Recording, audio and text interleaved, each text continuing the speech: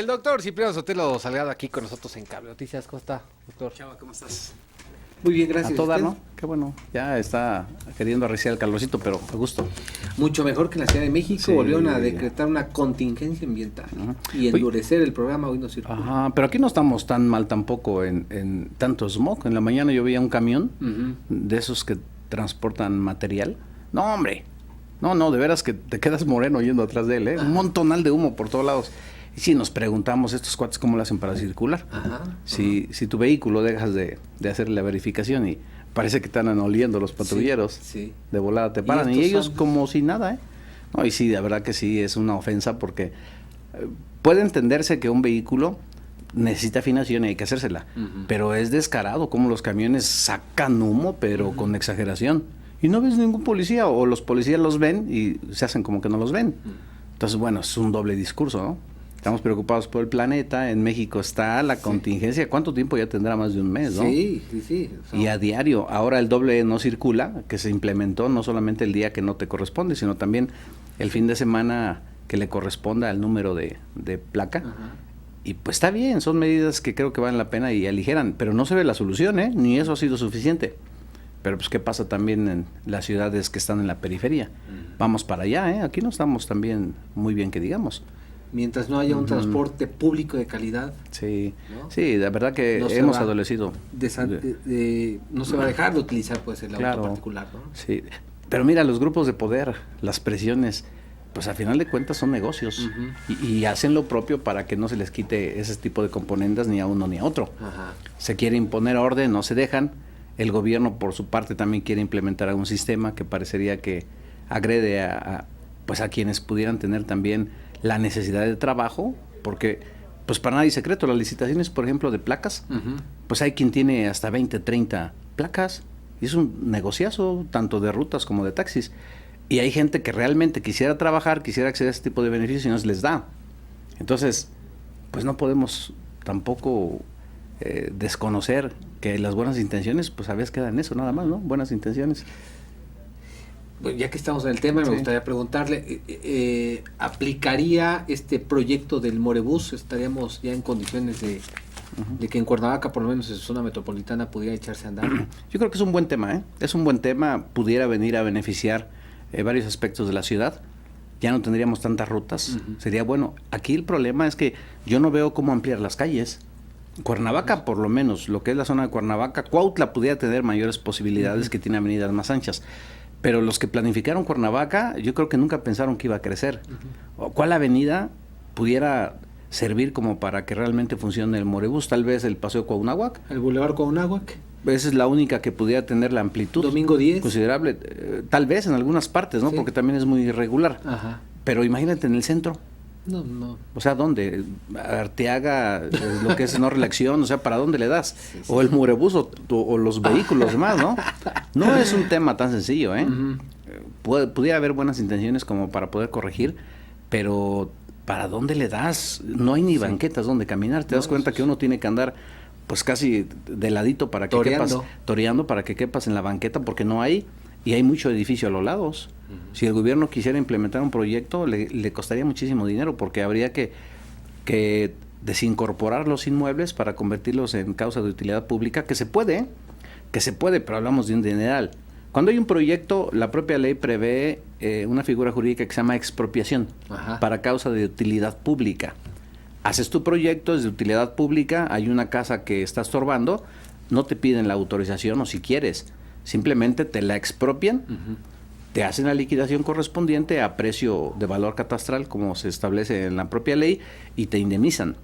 Pero aquí queremos hacer calles, vamos a indemnizar a todos los edificios que hay a los lados o casas, es un dineral. Pero también yo no creo que haya más alternativas. ¿Para dónde le damos?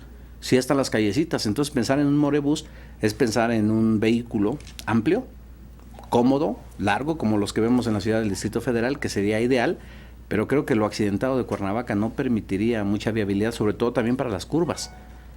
Imagínense, si se va a quedar atorado, ¿no? Sí, se va a quedar atorado, o inclusive las subidas y bajadas, ¿no? Se va a quedar de panza, tirado de panza el camión, y ni para atrás ni para adelante. No es tan sencillo, ¿eh? La buena intención pudiera estar ahí, pero habría que hacer un proyecto serio. Serio, para que sea funcional, sobre qué calles sí, sobre qué calles no, en qué horarios sí, en qué horarios no se puede coincidir en un vehículo de esa naturaleza, un camión, y el resto de los vehículos también. ¿A quién prohibir la entrada? ¿En qué horarios?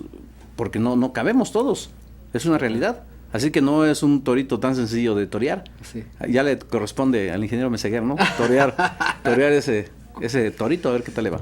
Bueno, quise preguntarle, ya que estábamos hablando del tema, ¿no? No habíamos abordado el tema del transporte público, pero lo conoce también muy bien.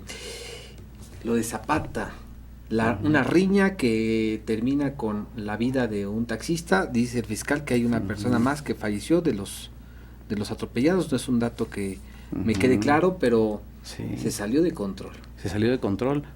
Pero fíjate, es difícil dar una explicación desde el punto de vista social. Jurídico es muy sencillo. Muy sencillo. Si tú te sientes ofendido o agraviado en tus derechos, vas ante la autoridad y pretendes que te lo hagan válido. En un sentido muy sencillo. Atropellaste a alguien en mi familia, te detenemos, le hablamos a la autoridad que te lleve detenido y te levante cargos y te procesen por un homicidio. Así de sencillo, desde el punto de vista jurídico. Pero desde el punto de vista social, imagínate como familiar de los jóvenes agredidos. Tuvieran culpa o no tuvieran culpa, habría que hacer un análisis. Pero el hecho que agredan a un familiar tuyo, pues obviamente te quedas calientito y tú quieres desquitarte. Y aquí se les pasa la mano, o no sé si pretendían inclusive asesinar al taxista. Hay una multitud que se le va a golpes y a final de cuentas lo asesinan. Y ahora tienen que hacerle frente a una acusación por un homicidio. Que desde el punto de vista social, tal vez habría quien estuviera considerando que se justifica porque pues estaban enojados, afectaron la vida de un familiar y el desquite era ese. Pero bueno, no estamos en la ley del talión. Ya se supone que estamos en un periodo humanitario donde la ley tiene que aplicarse y tiene que hacerse justicia no por propia mano, sino acorde a lo que la propia ley establece y mecanismos. Pero también habría que destacar que si la gente actúa de esa naturaleza es porque no confía en la autoridad. Probablemente estarían pensando que si los detienen, los ponen a disposición de la autoridad y el día de mañana andan libres, pues la gente también está cansada de tanta impunidad. A veces por falta de cultura jurídica, porque no le explicamos a la gente cuáles son las cargas y cuáles son las posibilidades que se tiene de obtener una libertad también. Los alcances, sí. Sí, se cansa y a veces no logramos comprender porque no ciudadanizamos la justicia. Habría que explicar a la gente y pues ni modo, pues la ley la hacen los diputados y hay que cumplirla. Esté mal hecha, no está mal hecha porque la ley es perfectible, ahí es donde el ser humano tiene que participar para irla adecuando a una realidad. Pero fíjate, ¿cómo ves tú el derecho? Pues depende de dónde estés parado. Por eso, desde el punto de vista teórico, se habla de la fase blanda del derecho y de la fase áspera del derecho. Depende de dónde estés parado. Porque tú, ¿qué quieres que le hagan a tu agresor? Que se pudra en la cárcel. Pero pregúntale a los familiares del agresor qué quieren. Y los familiares del agresor te van a decir, es que el derecho está hecho de una manera muy inflexible. ¿Cómo se van con todo? Y va a pasar toda su vida en la cárcel. Es que depende de dónde estés parado. Entonces es muy complicado darle gusto pues a quien forma parte o está directamente vinculado con quienes forman parte en un proceso. Lo complejo que es para un juez, ¿no? Porque un juez pues trata de ser muy, muy, muy práctico y de no darle a la gente lo que quiere si no se ajusta a la ley. Entonces toma decisiones apegadas a derecho y lo primero que hacen los dolidos es aventársele al juez, que corrupto, que ya se vendió, que no es posible, que estén estas facilidades. Pues sí, pero ahí está la ley. Y si no lo hace, la otra parte es la que se le viene encima. Entonces, los jueces también juegan un papel difícil, muy complejo. Es difícil darle la razón a la gente y que las dos partes queden de acuerdo. Es muy complicado. Inclusive nosotros como abogados también. Cuando estamos defendiendo a alguna de las partes en un conflicto, si el juez nos da la razón, qué padre, es un buen juez, me dio la razón. Pero si no nos la da, pues evidentemente hay un malestar, y sobre todo si consideramos que la sentencia no se apega a lo que ocurrió, lo que las partes aportamos en pruebas. Por fortuna hay debate a través de los medios de impugnación, pero la autoridad revisora a veces coincide con uno o tampoco coincide. Y te vas a una instancia superior, como suelen ser autoridades federales, que muchas de las veces tampoco te da la razón y te quedas con un mal sabor de boca. Entonces yo creo que el problema es cultural, porque en otros países ocurre lo mismo.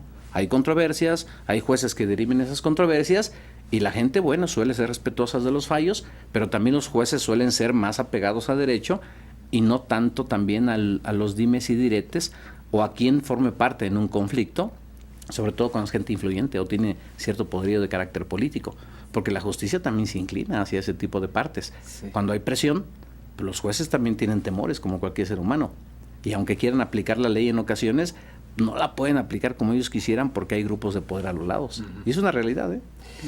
De haber sobrevivido este joven taxista, hubiera sido acusado del delito de lesiones por haber atropellado a estos dos jóvenes. Sí, bueno, hasta donde se sabe creo que no fallecieron. ¿No Creo que no fallecieron, entonces sería un delito de lesiones. Habría que ver si hubo dolo y en todo caso hablaríamos o en defensa propia, lesiones o culposas más bien. Es que son temas muy interesantes. Cuando es un accidente automovilístico, como cuando tú te subes al volante, al vehículo, bueno, tú vas o escuchando música o cantando, inclusive tratando de ver algún mensaje de celular, no te das cuenta, atropellas a alguien. La ley lo tipifica como delito, pero culposo. Ajá. Es decir, no es un delito grave. Ajá. Tú puedes depositar una garantía y obtener tu libertad, hacerle frente a un proceso en libertad, haciendo tu vida de manera normal. E inclusive la ley es tan bondadosa que te permite que te acerques a la familia y que puedas tú llegar a un acuerdo reparatorio, donde de manera cruda, habría que decirlo, le ponen precio a la vida. Entonces tú haces una indemnización a la familia y el asunto se extingue. ¿Por qué? Pues porque de una u otra manera es un apoyo para las víctimas, que son los familiares, la esposa, el tío, el hermano, el papá, que de una u otra manera tienen ya un dolor moral por haber perdido la vida y a veces no tienen la economía ni para sepultarlo. Entonces la ley permite que lleguemos a esos acuerdos. Pero cuando es una lesiones o un homicidio doloso, que pudiera inclusive incrementarse la sanción porque es calificado, cuando pudiera ser premeditado o con alevosía, con ventaja o con traición, las penas pueden ser mucho más severas si no tienes derecho a una libertad. En este caso habría que analizar de qué manera fue, pero probablemente lo hubiéramos visto al día siguiente gozando de una libertad, ¿eh? Y ahí, pues los que hoy participan en el homicidio del taxista, probablemente estarían, pues obviamente, con un sentido de impunidad. Sí. Es complejo desde el punto de vista social, muy complejo. Creo que desde un punto de vista jurídico está muy claro determinarlo, pero pensando en que los intereses tanto de la víctima como del propio imputado puedan quedar a resguardo conforme a la ley, es difícil darle gusto a la gente, ¿eh? Casi siempre una de las partes queda inconforme con lo que el juez dicta. ¿Qué caso? Bueno. Ni hablar, es nuestra realidad, mi querido Chava. Estimado doctor, gracias por estar aquí con nosotros y por este contexto siempre muy claro. Vamos a la pausa, regresamos.